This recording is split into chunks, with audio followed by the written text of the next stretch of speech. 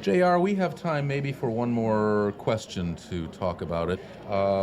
Because you've been actively involved in this awakening as you have over the last 30 years, and from your particular perspective, where do you see that we are now, and what is the prospect for the future in terms of this spiritualization or re-spiritualization that's going on? Well, there's a couple ways I look at it, and they will seem contradictory and inconsistent, but I think that's what's going on. For the most part, we don't seem to be evolving. If so, why aren't we building pyramids in Giza? Why aren't we not further ahead than we were a few years ago? One answer to that is we've learned better ways to detect what's wrong, and so therefore we have more wrongness working than before. And when you get more wrongness, you get more opportunity for rightness. And I think the rightness starts to pull the positive energy fields in. More people on the planet with more rightness, percentage-wise, is going to start to produce more health. But to produce health, you got to get rid of toxicity. So where does it go? It's thrown up in the air around us, and there's more diseases in and around our bodies than there used to be 200 years ago, 100 years ago. And there's going to be a lot more. So two things are happening. We're either destroying or we're being prepared for a translation to a new vibration. I don't think God can destroy himself, and we're all part of that. So I think he's getting ready to translate in new energy fields. How are they going to come? Individually for each person according to how they can accept it, because he's never given anybody anything they couldn't handle. He'll take you up to the top and see how you do, and you may say off for a few days. But he'll never give you something to do that he doesn't give you the ability to do it with, too.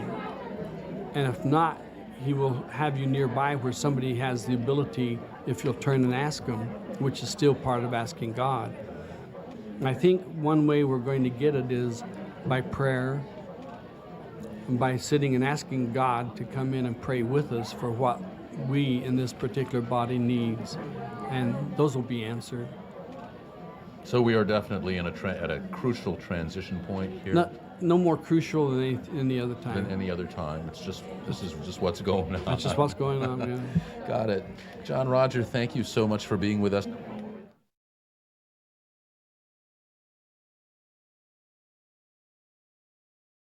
Since there's been a great deal of emphasis placed upon nuclear proliferation and atomic waste being dumped,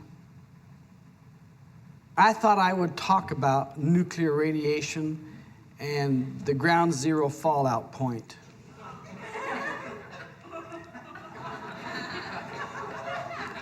Well, I know you're all very excited about that. I could tell as the ripple of went through the group. Nevertheless, I think I'll talk about it in terms of my own inimitable presentation, which means watch for a trick.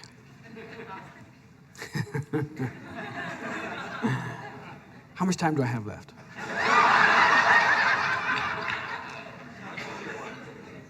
Do you know what my timekeeper said? As much as you want. No, I have to pace a very meager subject. There's not too much material in that to a lengthy period of time, so it sounds voluminous to you. And yet, when you walk away from here, you'll be able to sit down and do nothing about it. But feel like you can, which is where most people are right now anyway. But to talk about nuclear radiation, I first have to talk about the ground zero effect. Now, I know all of you are thinking, all meaning all of you, are thinking about, let's use the word sensing, that I might be going to talk about the atomic bomb and Pluton bombs and things like that. I'm not. I'm talking about spiritual things. I just decided I would use that subject matter to captivate your, what we call it, self-destructive interest and cataclysmic despair, and keep you on the edge of your seat in terms of wondering if I'm going to tell you we're going to have a war and if the world's going to be destroyed. Well, the answer to that is yes, we're going to have a war and the world is going to be destroyed. However, not tonight. So there's not too much to be concerned about. You can all sit back, rest for this period of time we're going to be together, and you have a guarantee that nothing's going to happen, neither here with me or with the planet. Most people feel trapped by the way that politics, governments are working with each other, seeming as though there's no way out of this dilemma that is confronting us. It's that we're a captive in the environment against bourgeois, how do you say it? Bourgeois. That's a new word. I don't use that very much. Politicians have you cornered, and they can do anything they want to you, against you, and not for you, but they do it for money. They seem to have commercialized your life. And everybody resents terribly being commercialized unless you're getting the money. Then you think that's a very good idea. So when one person wants money and another one says, I'm not giving it to you, but they get it anyway because they dump rubbish in your backyard, and then you have to pay to have it cleaned up, and it's their company that cleans it, they get the money one way or another. So we're up against this always feeling a captive. I want freedom. Well, that's nice to want something. It's like, I want a glass of water. Oh, I got a cup.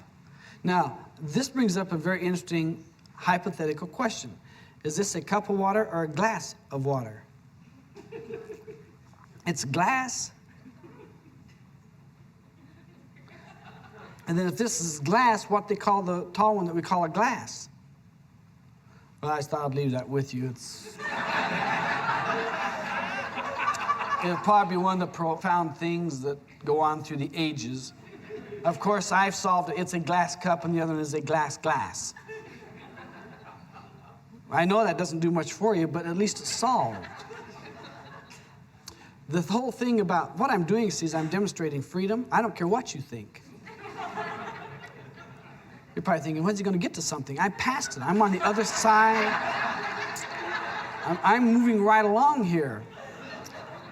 I'm coming to ground point zero, which is what you're concerned about, whether it's going to bomb on top of you or around you. I know it's not too popular to think when a bomb blows off to throw up 3 feet of air above the top of you and hope it hits that before it hits you.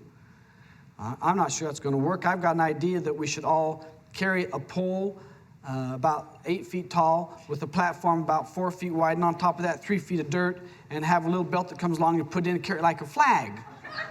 And then whenever the bomb goes off, you just turn and put yourself underneath that and let the bomb hit that, and you'll be okay. Now, if you believe that, I have some more things to tell you.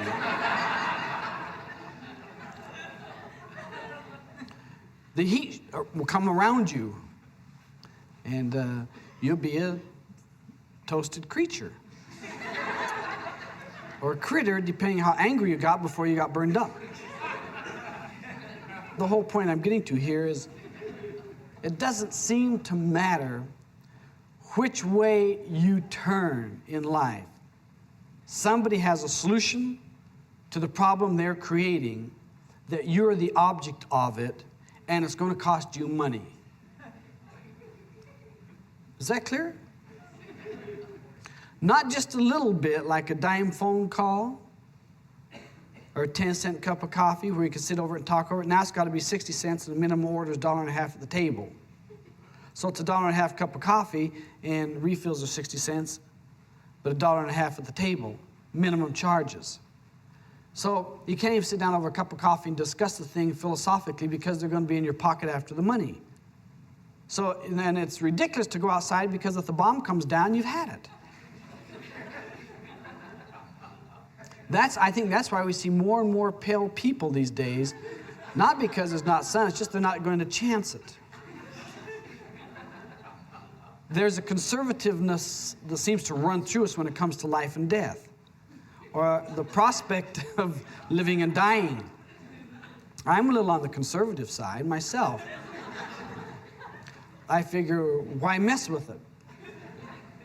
If it comes in, it comes in. But there's no need to go out and wave a flag and say, here I am. However, the whole idea of being a captive and being captivated by something is more important to us as individuals. And I didn't forget about the idea of nuclear radiation. I'm coming back to that at the end, but if I talk about that first, this other part won't make sense. So like most things in life, you have to go to the end before you can get to the beginning that explains the end. So it isn't supposed to make sense just now. But it will a little bit later on. If it makes any sense at all, it will later on.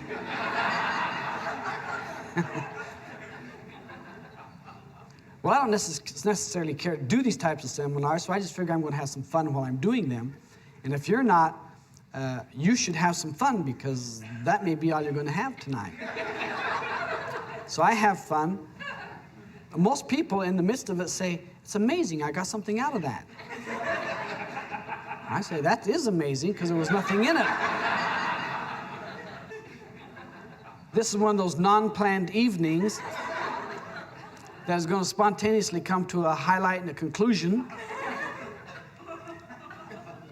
in about 45 more minutes, thereabouts. As I told you in the beginning, it's a very short subject that has to be stretched out. I am demonstrating that that is so. There's no need to lie to you. You'll know the truth shortly anyway.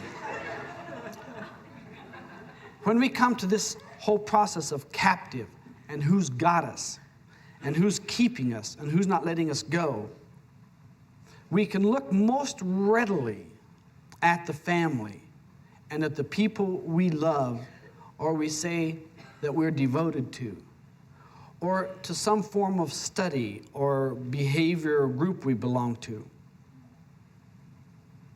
We often say, I can't leave my job because if I do, I don't know what will happen to me. As a matter of fact, you do know what will happen to you. You'll be out of a job. I know that, but I don't know what will happen when I'm out of the job. There comes some real key type of questions. What is it that bothers you that makes you stay where you are when you feel a captive about that? The thing that bothers me is I don't know how much it's going to cost me to get out of this. I divorced my wife, my husband, my spouse, but I can't afford to, because it'll take this and this and this and this and this and this to get out of it, and I don't want to do that. But do you want to get out of it? Yes. Why? Because it's killing me while I'm in it. Well, if it's killing you, you're going to be out of it before too long anyway. Yeah, but I don't mean that I'm dead, in the ground, but every day I wake up with this heartache. And I go to sleep with this heartache, and at nighttime I'm having a hard time, and my dreams are fraught with throttling somebody. And I can't get out of it, but you can. The ground zero effect goes like this. What is the price you're willing to pay to get out of the situation you're in? What is the price? Well, what will my neighbors think? You have to pay the price of what your neighbors think. What is that? Get out of it and see what they think. But what if they think something terrible? Then you have to be prepared for them to think something terrible. What if my wife takes me to court and gets the 2 houses? Then you have to be prepared to go to court and lose the 2 houses. What if she gets the kids? You have to be prepared to go to court and let her have the 2 kids. What if I have to pay for them till they're 18? You've got to be prepared to go to court and pay for them. I'm being wiped out. That's what happens at ground zero. Everything's wiped out. There is nothing there. God. Then ground zero from a bomb blast may not be so bad as the ground zero from my personal interactions in life and the prices I have to pay to get out of it. That's right. Well, I want to leave this group I'm with, but they'll think that if I leave, that I really didn't believe in it in the first place, but I really did believe them in the first place, but in the second place, I don't believe them. And they're now in the second place. What do? You dissolve your membership.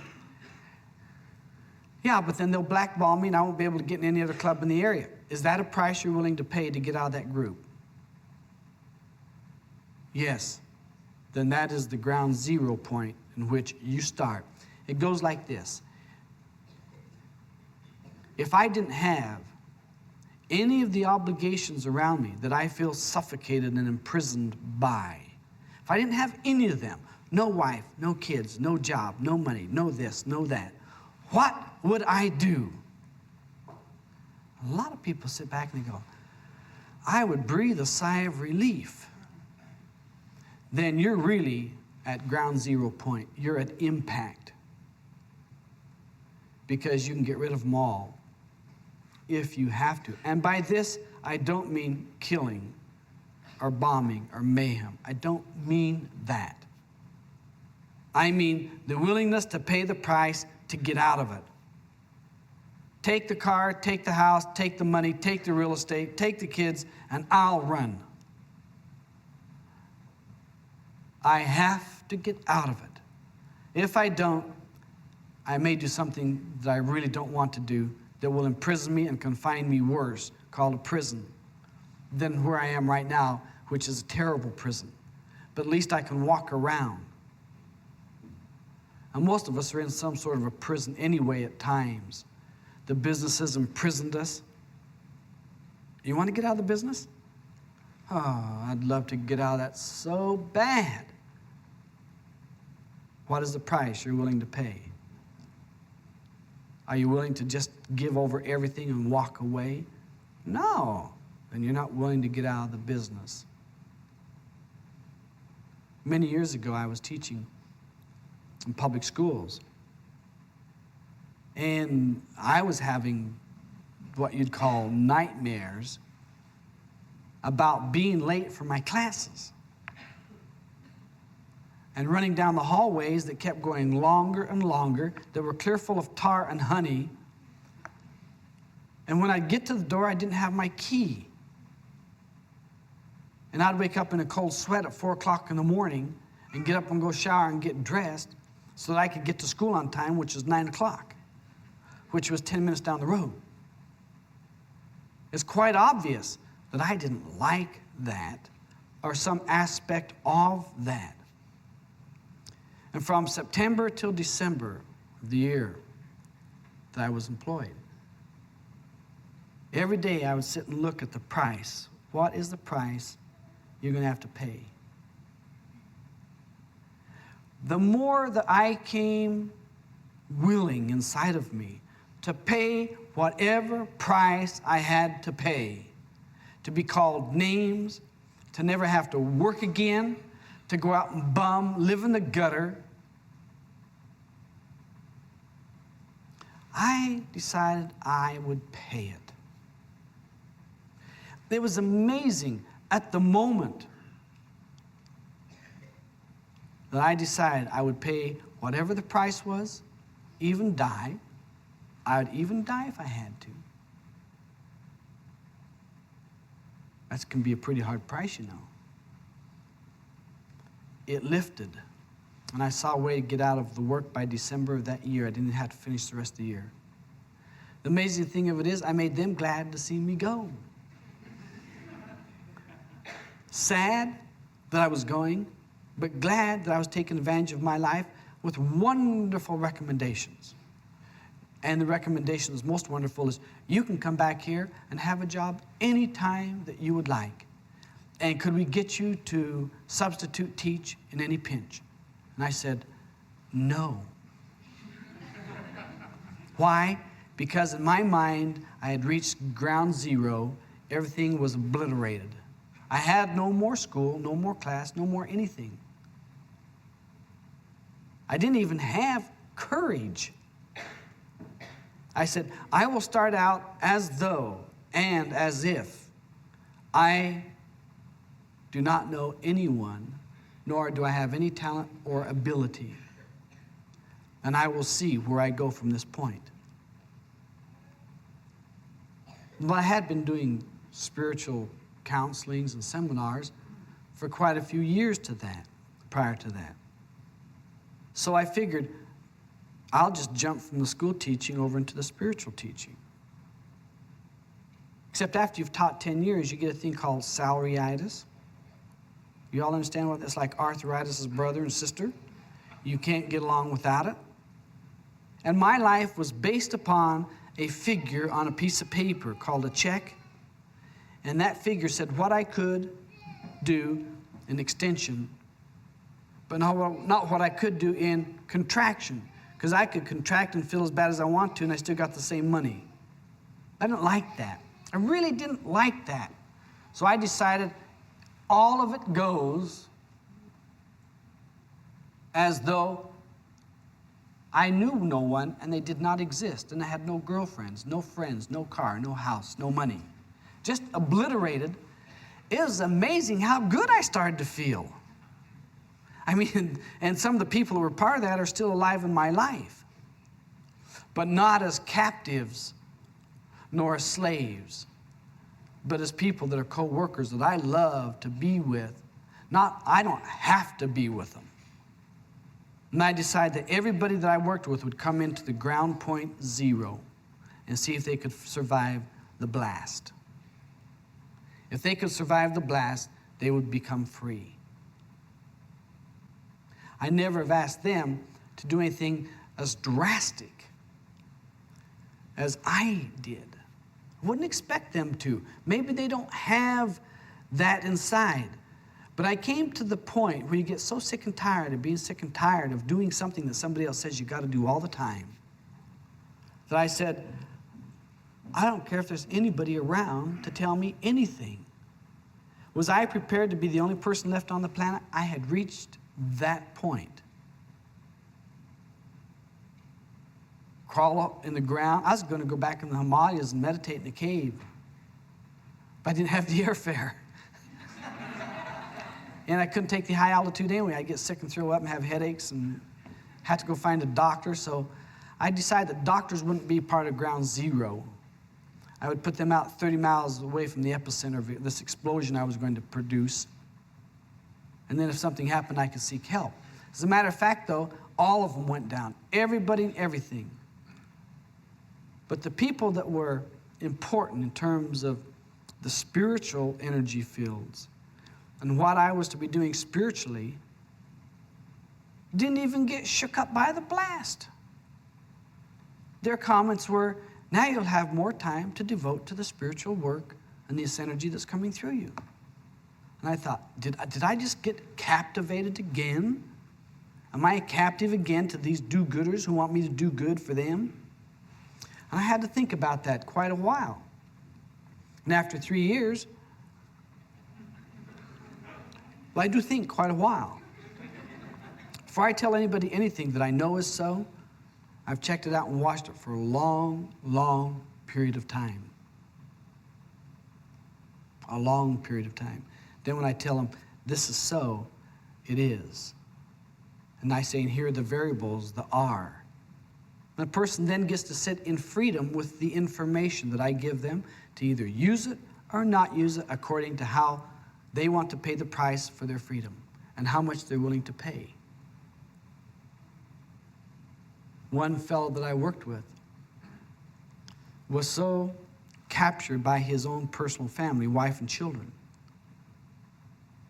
that he was becoming very old and very desperate and was stepping out on the wife because he was become impotent with her and thought that was so, but just needed something different. Because he had completely captivated, shut himself down and said, and I won't give to this family who I am. And pulled everything back inside and just locked it in. Did it hurt the family? Somewhat. Did it hurt him? It was devastating. Ulcers, back, chest, throat, head, eyes. They started going. And then he came to me. He said, is it spiritually clear if I kill myself? And I said, no. I said, you're talking about dying physically and leaving the body and they bury it? And he said, yes. And I said, no. He said, what is the next step? I said, the next step is to change your attitude. He said, I keep changing the attitude and it changes back. And I change it and it changes back. I said, well, it looks to me like you have to get in an environment where you can hold your attitude to one spot and keep it there. And go with that flow of energy. He said, how can I where I'm at? I said, well, if none of that existed that's confined you, could you do it? He said, yes. I said, well, what would you do? He said, oh, that's easy. And I got my pencil and paper ready. And he started running them off. And I said, slow down. And I was just writing out his next 10 years. I said, why can't you do this? My wife isn't for it. My kids are on my wife's side. My present boss wouldn't give me the money to do it. I said, wait a minute. How about getting a different job that makes more money? What? I said, real estate. He said, real estate? I said, sure. Either that or wait on tables. He said, why tables? I said, every day, at the end of it, you'll have money in your pocket. Won't be a lot, but you'll have money in your pocket. He said, no, I want more than money in my pocket. I said, real estate? He said, yeah. He said, how about car selling? I said, yeah. I said, do you feel good about car selling? He said, no, I hate car salesmen. I said, oh, how about real estate? He said, I don't get it. And I said, all you got to do is make one sale worth $50,000 to you after taxes, and you got a good income. He says, that's more than I make now. That's all you need is one. And he thought about that for a few minutes. He said, then I'd have to go to school. I said, yes, real estate school. I have to get somebody to sponsor me. I said, yeah. I said, are you willing to pay the price to get rid of as much as you're willing to pay the price to get? He said, no, I was willing to pay the price to get rid of, but I don't know about that. He said, why do I have to pay a price to get? I said, because you're paying for the information that other people have in books, and they want the money for their information, and you have to pay to get that. He said, well, that's reasonable. I said, are you willing to pay? And he said, how much? I said, oh, figure $5,000 or less. It was much less.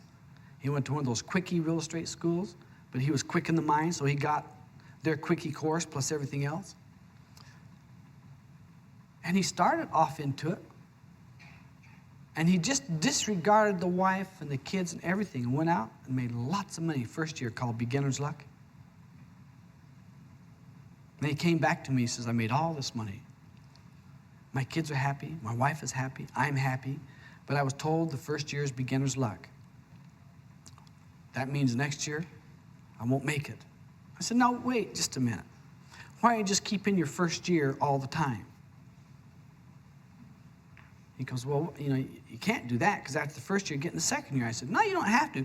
Why don't you just stay in beginner's luck all the time? He said, why? I said, well, the first year you sold a lot of things, you didn't know what you were doing. He says, yeah, I was really lucky. I said, why don't you just keep that going into the second year? He said, well, can I? And I said, yes, it's fine with me. I said, who is it not fine with? He says, my wife and my kids. They all said this is beginner's luck and I can't do it next year. I said, well, can you? He said, well, no, of course not. I'll be out of my beginner's luck. I said, well, what do you need then the second year? He says, I got to be real professional. I said, then move from beginner's luck to professionalism.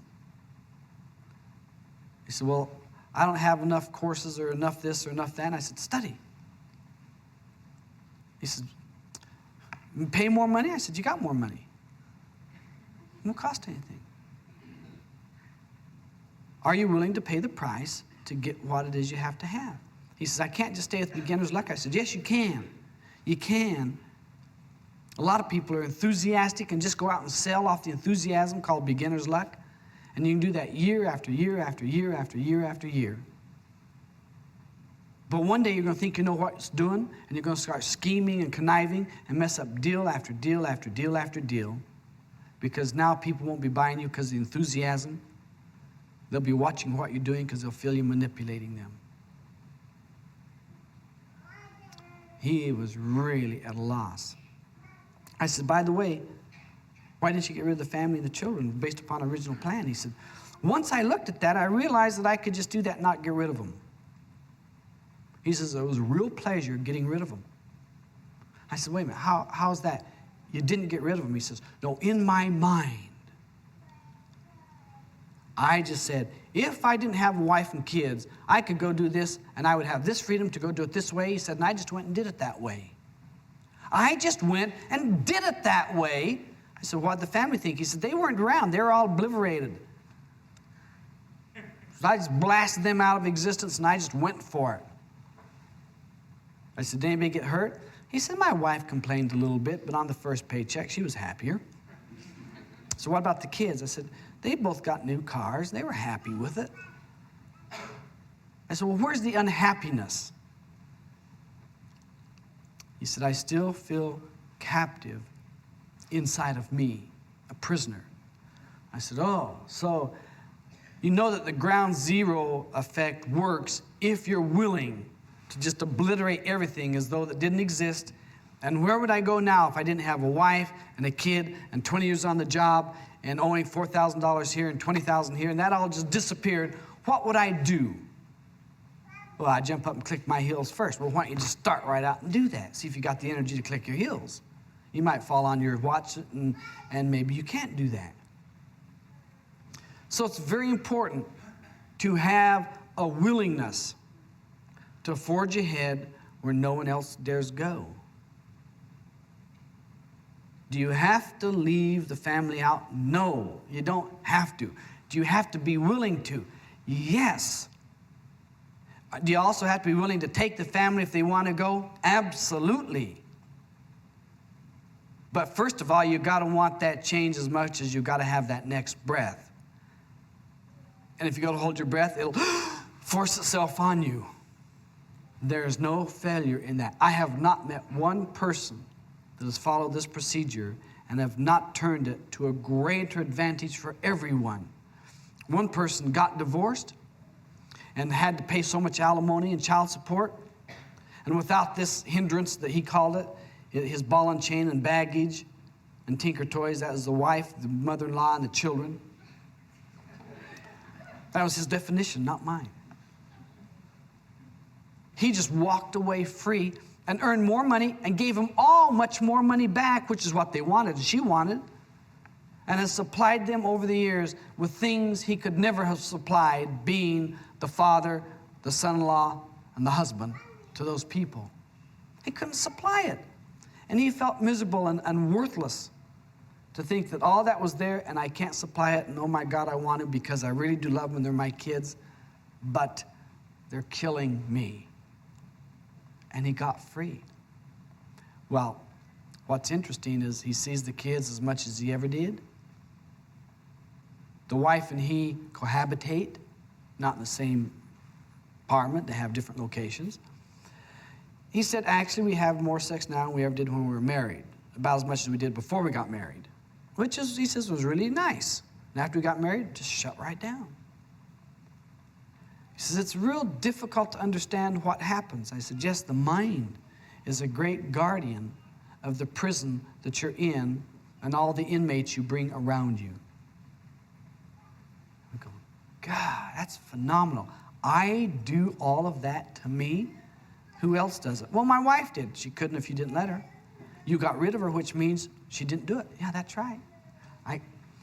That's right. I gave it all to them and they just beat me back with it, didn't they? Yep. But if I didn't make them stop, it wouldn't show that I loved them. You left them. Yeah, so I didn't love them. No. It may have taken a lot more love for you to go get the things that you wanted to get for you and for them than to stay in the pits of despair and profess loving in despair. Now, what we're drawing here is a real fine line, isn't it? It's like, well, this part of debarkation, what is it? Each person has to decide that for themselves depending upon your circumstances, what you're in, and the price you're willing to pay to get out of it. What I was willing to get out of, there was no price that I would not pay. I mean, I couldn't pay any money. But that money has never been an object with me. My integrity, I was willing to pay my integrity to get out of it. To me, that's my breath. I wasn't willing to denounce my spiritual life because that's me. I wasn't willing to cut my heart out because that's me. I wasn't really willing to hurt me in terms of fix me so I couldn't be new and fresh for a new opportunity. Wasn't willing to do that. But I was willing to get rid of everything else that was in my way by walking away from it. Running, escaping, it didn't matter how, tunneling, flying, I didn't care. It was ground zero time. They would not be around. Well, what happened after ground zero time? I didn't have all the worries and the concerns. I didn't have to meet the deadlines of other people. I became my own man, which was really fun because I always was that. But now I felt it, and I knew it, and I thought it. And my thinking was not dependent upon somebody agreeing with it. I felt new and clear inside of me about my direction. I felt real nuclear.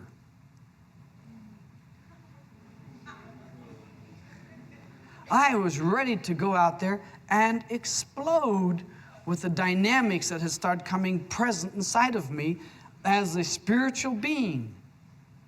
And it's amazing how that started radiating out. I was clear full of nuclear radiation from ground point zero. And I just started walking down the streets, and people come up and say, "Who are you? What do you do?" I say, "Not much, and I'm just me. Could you come and talk to our group if I feel like it?" When will you know that? When I feel like it. Can we give you a phone number if you feel like it? Come and talk. You don't know who I am or what I'll talk about. No, I don't know who you are and what you'll talk about, but I know what you're radiating. I can feel the radiation coming off you. I don't know what it is, but it's there.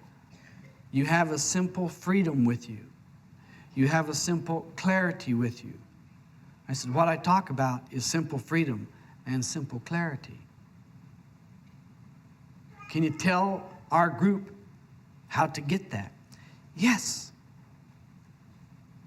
Will you come and tell us? Are you willing to pay the price? How much is it? I don't know. I haven't got a fee. Can we just give you what we want? Yes. What if it's just car expenses? That won't be enough. Why? I'll also want to eat. How much? Hamburger. Fries? No, just hamburger, water. First group I talked to, they got through and they said, "Here's a check for $500. I thought it was $5. I looked at it, it's fine. This is $500. I thought, gee, I wished we would have taped that. They did. I said, could I have a copy of the tape? And the person that asked me to speak said, are you willing to pay the price? I said, no.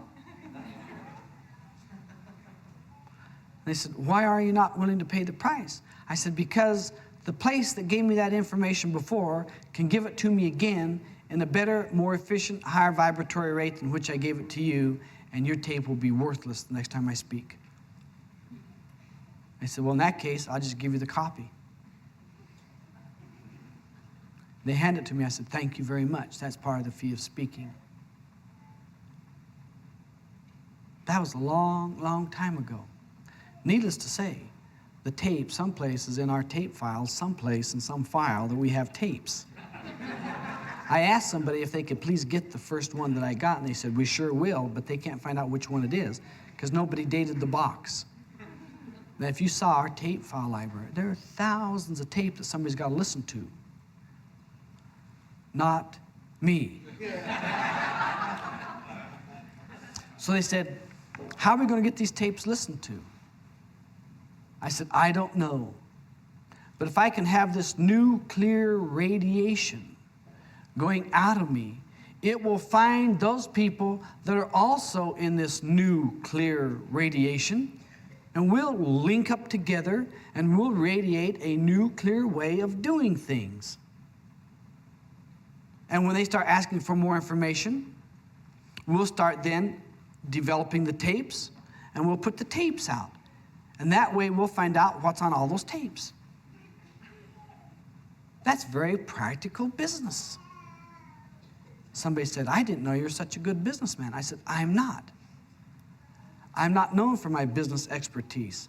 I'm known for my nuclear radiation and how to get out of the ground point zero fallout and how to show others they can get out of it. And it's not easy, but it's simple. Well, why isn't it easy? Because all the things that have kept you in bondage today are all the things that keep you in bondage, and you have to deal with them, and they hurt now, and they're going to hurt when you deal with them, and you may not have the courage, the strength, the conviction to do that. Well, I'm married, and I have this new girlfriend, but I'm not really with my wife, but I'm not really divorced yet, but I got this new girlfriend, but I kind of really would like to be with my wife, but I don't know what to do with my new girlfriend. And what do you want to do? Well, what I want to do is like if I'd never met her, everything had been okay. So never meet her. What do you mean? I already have met her. I know. You're going to have to say, honey, I never met you. Goodbye. But that'll hurt her feelings. Yes, I know. Well, I don't know if I could take that. That may be the price you may have to pay, taking her having hurt feelings, for you to have joy and to bring it to somebody else that wants the joy, to produce it for those others who are coming and who are connected. God, do I have the strength to do that? If you don't, there's no way you can see the face of God, because you must see the face of suffering and joy and despair and heartache right here in this world and be able to step forward, not in it, through it. And my God, the most difficult thing is for you to have pain, illness, disease in your body, and you go to a doctor who's going to help you, and he knows full well that when he lines things up in your body for health, you may have things a lot worse before they get a lot better. And he has to pay the price of your moaning, groaning, complaining, calling him all sorts of names before you start to get well. And then you get to humble yourself and feel bad that you called him names. He has to pay the price of your stupidity and your ignorance regarding how you got sick, and your stupidity and your ignorance about how you're going to get well. And the price he's going to pay is temporary disturbance of his professional name. And then when you get well, to watch you turn coat and say, what a wonderful, fantastic man. But very few people go out and say, look, I went to this doctor who lined me up and got me on the road to better health, but they didn't tell me I was going to go through a healing crisis, that it might get a little bit worse before it gets better. But what I thought was getting worse is 20 years of it, and it was over in 24 hours, but I didn't know that. And so I stopped all the treatments and medications and all the processing, and I'm back in it as worse as I was before, and the guy's a fraud. What is the price he has to pay to be the professional? He has to pay the price that that stupid patient who stupidly got sick and stupidly came to him, which might have been one of the smartest things they could do, is going to ruin his reputation out of their stupidity, and he has to be prepared to pay that price if he's going to be in the healing profession. God, isn't that a lot to have your job reputation hanging on a thingamabob's idea about what's right and wrong, and they're the one that got sick and don't know how to get well? They knew enough to create disease, but don't know enough to create health, but they know enough to create disturbance about that person who attempted to help them. Are you willing to pay the price? Of course, when the person gets well and they're happy, they have a new, clear radiation going out of them. People come up and say, "You look so good. What have you been doing?" They say, "I met this most wonderful, marvelous healer, this doctor who can do these tremendous things for you." But you have to be prepared to get worse before you get better, and the person says, "It won't go." They're not willing to pay the price that they may have to get worse before they get better. If you're not willing to pay that price, then go have your sickness, because that's what you've earned. I remember once I went to a guy who does manipulation of the body. And I was having high blood pressure and some dizziness with it. And it was pretty high, and I was pretty young, but I was pretty tense. And that's when I decided I was going to blow the whole thing up, because either that or I was going to blow up with hypertension. I didn't feel like going that way. And I went to him and I said, "I don't know what's bothering me, but something's bothering me." He said, "You've been having strange dreams?" I said, "Yeah." He said, "How strange are they?" I said, "They're tension dreams about not making my classes on time, and they vary, but they're always, I'm late, and I can't find the key when I get there.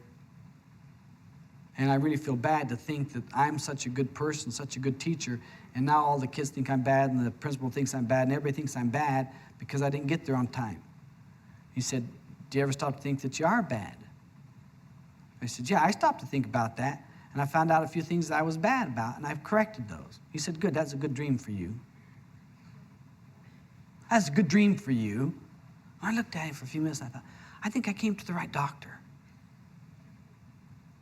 He didn't try to make me feel good. He didn't try to make me feel bad. He was just seeing what I was getting out of it, how I was going to use it.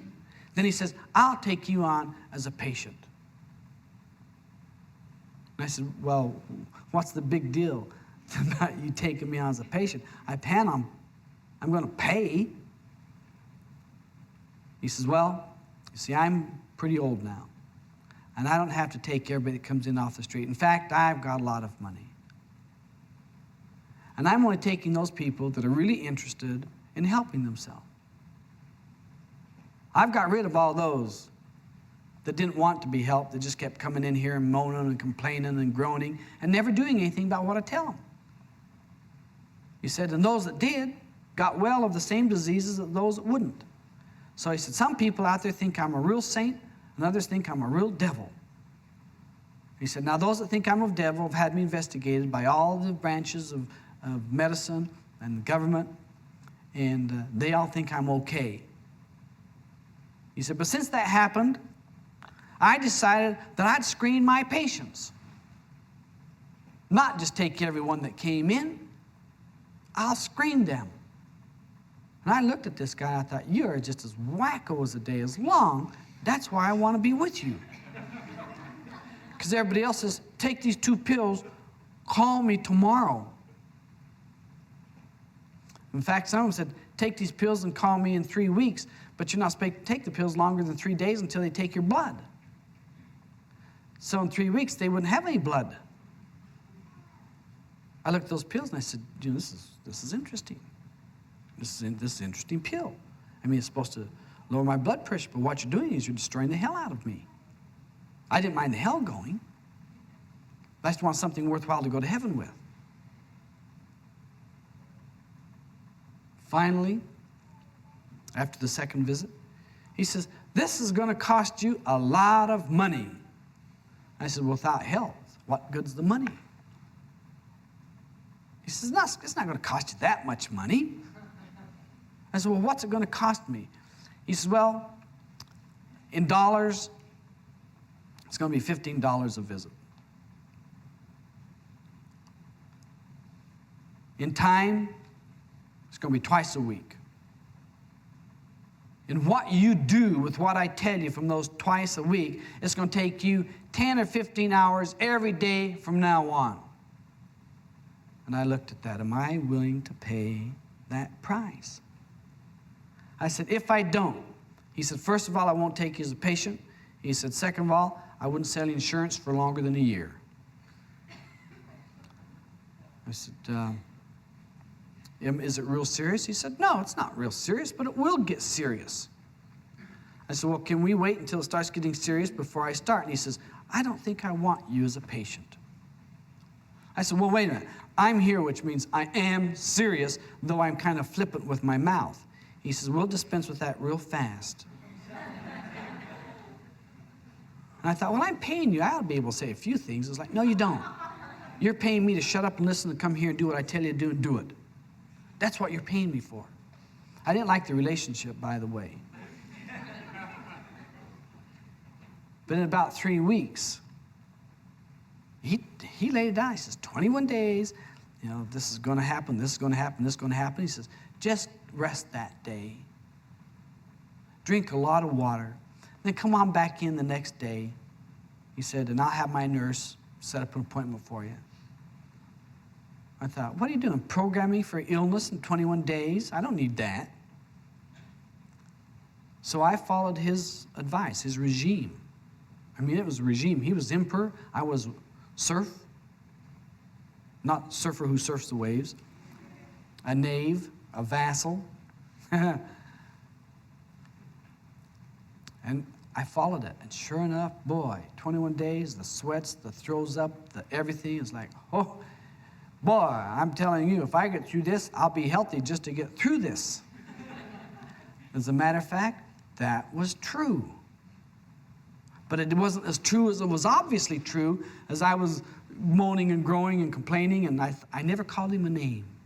To my good credit, I never called him a name. I did call his method questionable. I did not use that word.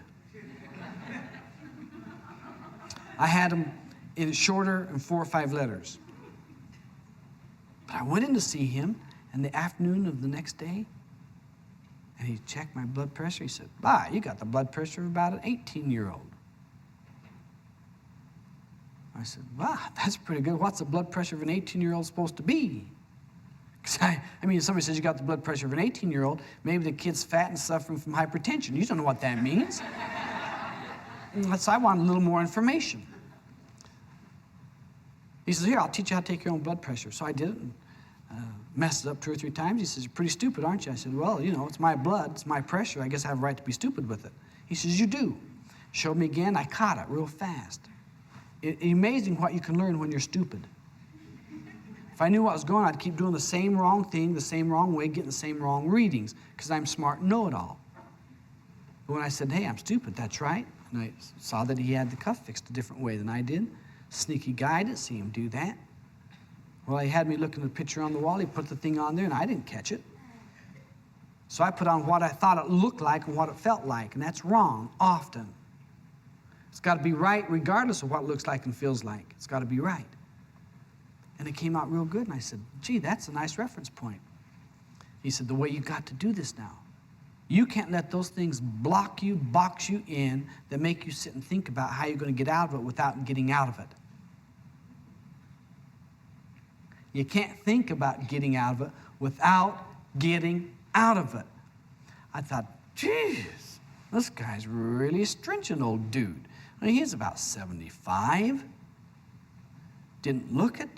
Had the most beautiful gray hair, trim build, walked faster than I could, did some push-ups to show me how good health he was in. I'd do some push-ups and go, he says, you have a good heart, it's just not working too well.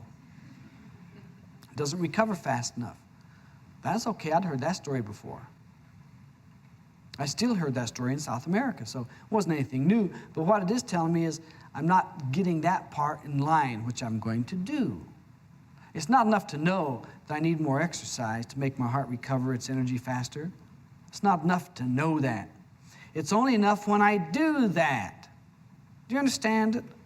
That way, the radiation comes clearer out of me. It's always new. The radiation from you will always be new when you're residing in a spiritual consciousness. And how you can tell, it has loving in it. It feels loving. It expresses itself in loving. And it can be seen by other people. People, you say, I can't believe you drove 150 miles out of your way, out of your own pocket money, to do this thing for me. Why did you do it? I said, well, I might surprise you.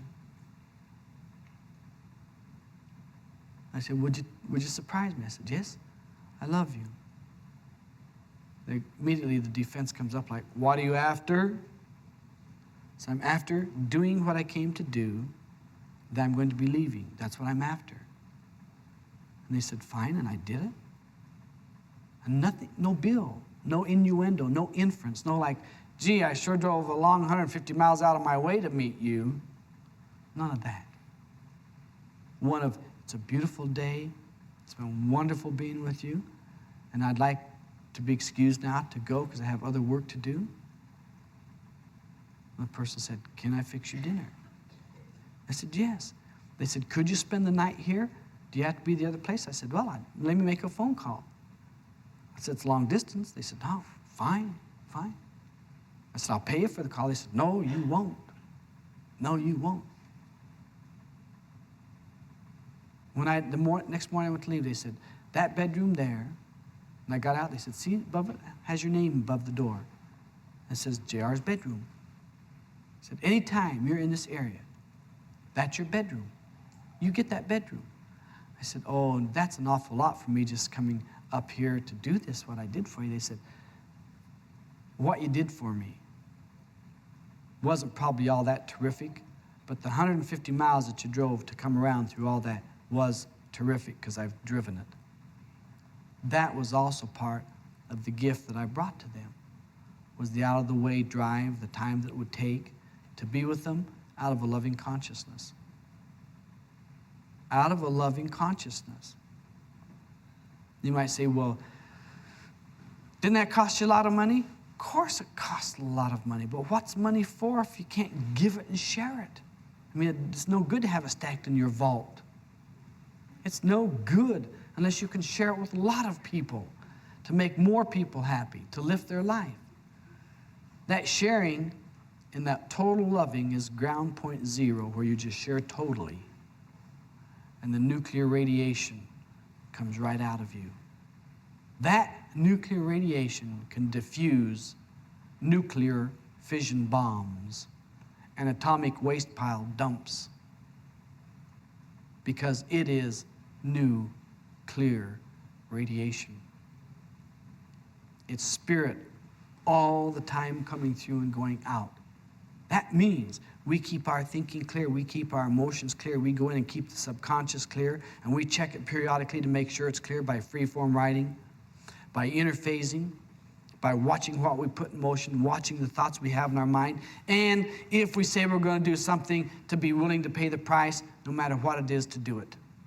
Sometimes it's money, sometimes it's losing a friend, sometimes it's gaining a whole bunch of other responsibilities. If it's worth it to you, then you go for it. It may be worth it for you to get rid of something that's been chewing you up financially. You'll take a great loss. If it's worth for you to get out from under it, then that's the loss you're willing to take. You take it and you smile and you write it off and you walk away. You say, free. And that doesn't mean that you don't go into something else, because we're to continually keep progressing. New ventures, new gains. One thing to keep in mind, nuclear radiation results from a zero-point explosion when you're willing to sacrifice and pay the price to bring the newness to everybody. Berush Beshan.